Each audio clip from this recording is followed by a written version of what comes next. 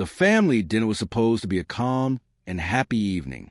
My wife had invited her parents and siblings over, and I thought it would be a normal gathering. The food was on the table, laughter filled the air, and for a while, I actually felt relaxed. But I didn't know she had something else planned, something meant to humiliate me.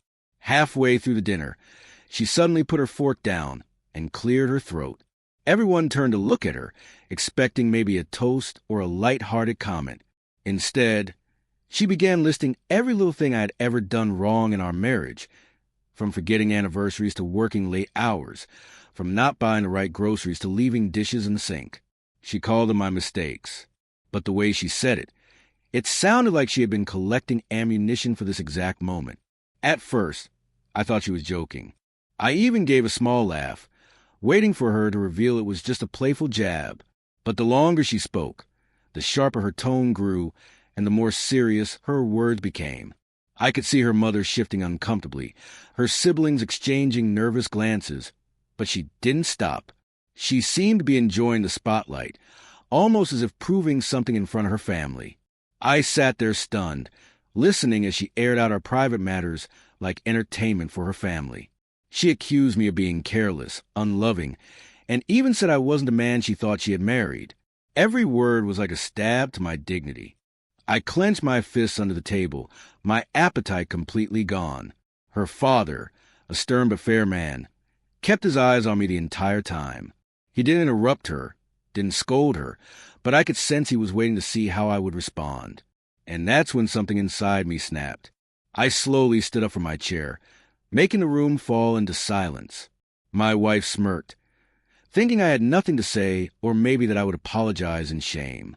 But instead, I looked straight at her and said, "You've listed all my mistakes tonight, but the truth is you're my biggest mistake."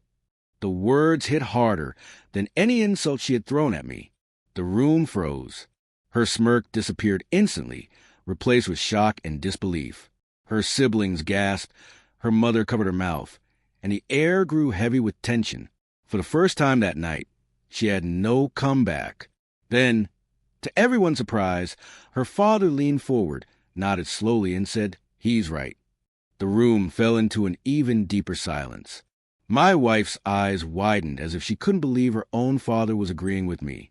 She stammered, "Dad, how can you say that?" But he didn't flinch. Her father spoke firmly, saying that a wife should never humiliate her husband in front of others, especially not family.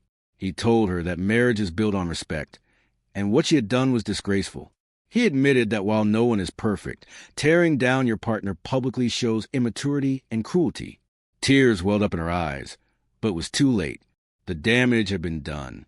She had tried to shame me, but in the end, she had only exposed her own bitterness.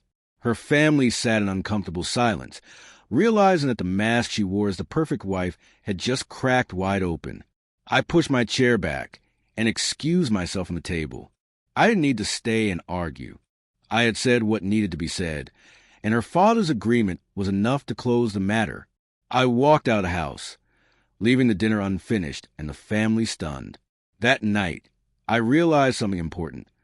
Love without respect is meaningless. She thought she could make me small in front of others, but instead, she lost the very respect she craved. I wasn't angry anymore. I was free. From that day forward, I stopped seeing her as my partner and started seeing her as a lesson that sometimes the bravest thing a man can do is stand up, speak the truth, and walk away.